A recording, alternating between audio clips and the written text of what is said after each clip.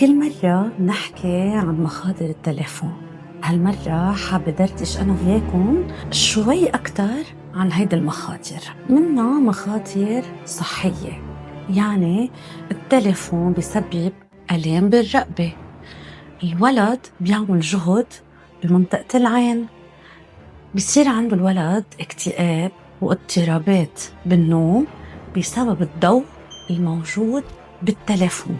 كمان بصير عنده آلام بالظهر على القعدة الطويلة وعدم الحركة. لنروح ديب أكتر بالموضوع شو بيأثر على الصحة النفسية.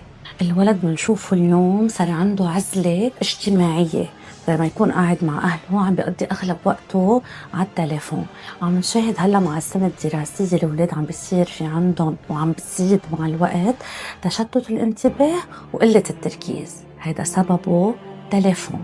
ليش؟ لأنه الولد عم بيقضي أغلب وقته خاصة على الريلز، عم بيقلب بالتليفون، فبس عم يتلقى معلومات بيكون ما عم بيشغل دماغه.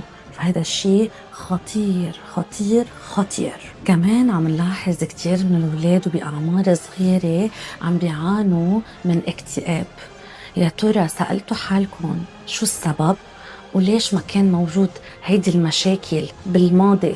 مع عدم وجود التليفون بين ايدين الاولاد عم بيكون في عندهم زيادة بالسمنة، وفي اولاد عم بيكون في عندهم سمنة مفرطة.